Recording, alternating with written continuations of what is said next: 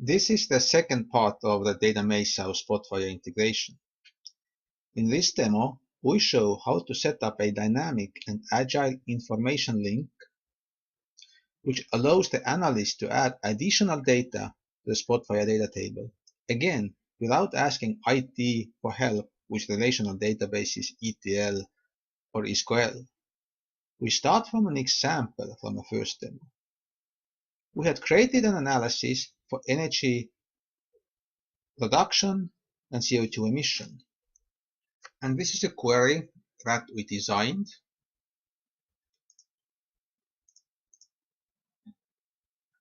And here are the results we can test. It comes out. And now in Dat-a-Mazehouse, we move on to the next phase, feed. So we are feeding the Spotfire.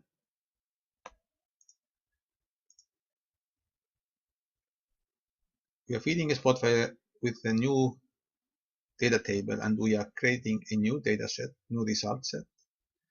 And we can see visually the data table layout, what columns. And when we then export, then we get the token for Spotfire information link. So it's the name of a stored procedure. In the information designer, we find this stored procedure and we say, let's create the new procedure from it. And we save it. And then we create a new information link. And we create it from this stored procedure. We save it. And we can open.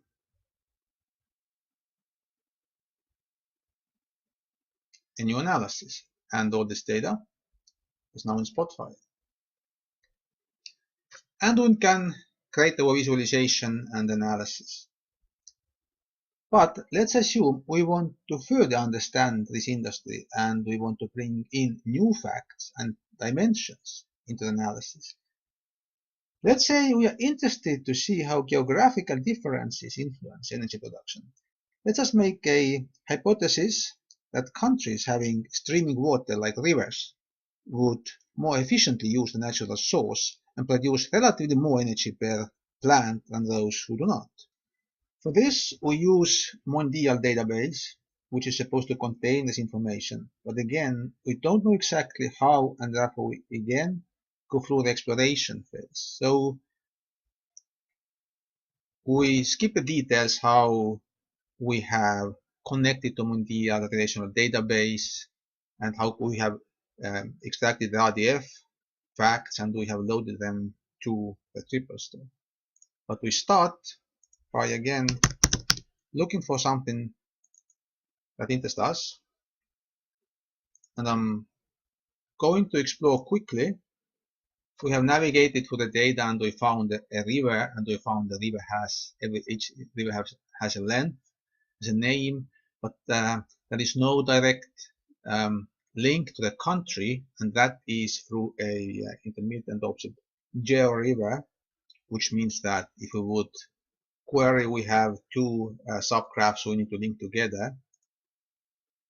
And happily there is a text base foreign key, river, and river name.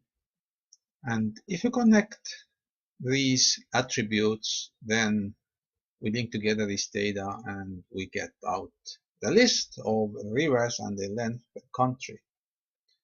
Now, one thing with the feeding a Spotfire is that Spotfire needs to have everything in memory, and therefore if there's a lot of data, the source system might help by aggregating some of them and then reducing the data that needs to be loaded to Spotfire's memory, which means that we can sum up all the lengths of rivers per country because we are looking for this summary data, not the detailed data. And we can evaluate of our new data set that we want to merge with the existing table that we created.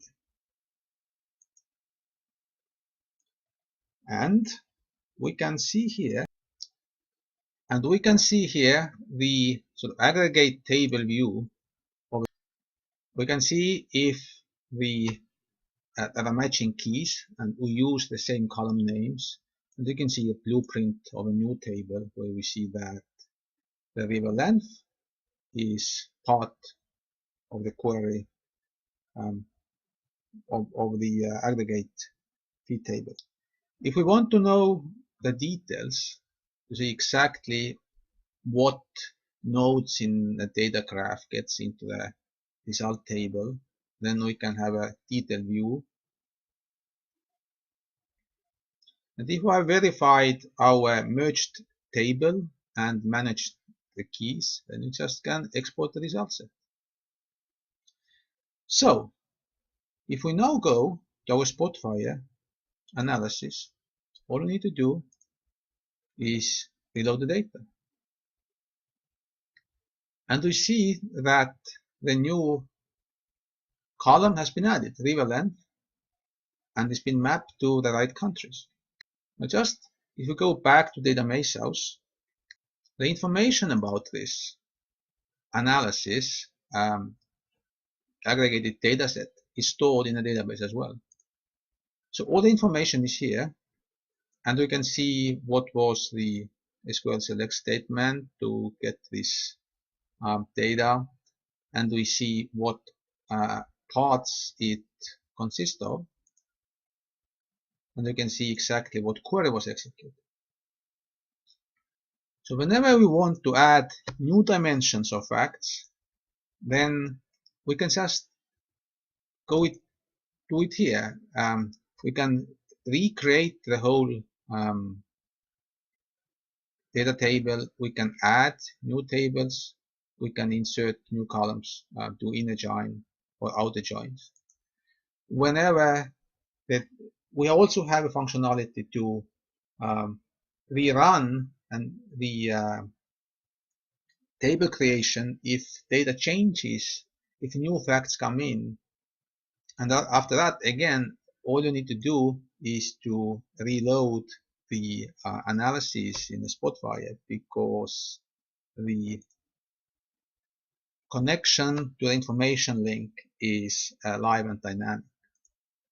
And now let's proceed with our analysis to see how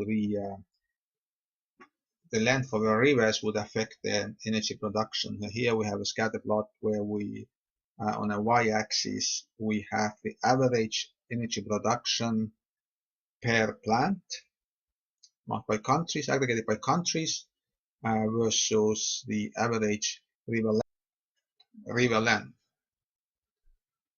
And obviously this analysis is not serious here, but let's just assume that we were able to find some kind of pattern regularity here, and we are saying that these countries that are above the line are sort of taking good care of their natural resources and are able to maximize the energy production per plant because of having this natural source, streaming water.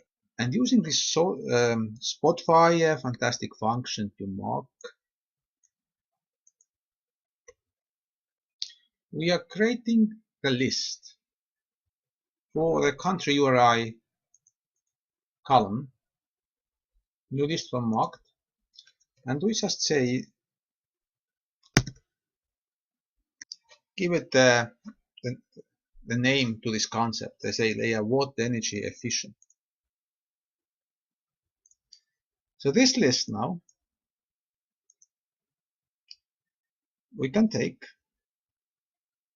and export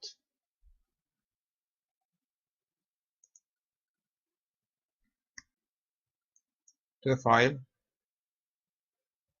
And in Dat-a-Mazehouse, we can use this list to classify the countries that we have just marked based on some kind of visualization criteria. So let's take a look. Remember, we created a concept water energy efficiency, and in Dat-a-Mazehouse we find the concept. It has been defined as a class, and we can search and use now this concept to make queries. For example, do some analysis for just these countries. And we conclude with this last step, our demo, and we have demonstrated that how Dat-a-Mazehouse using a Spotfire is also feeds Spotfire through the agile data preparation method and support.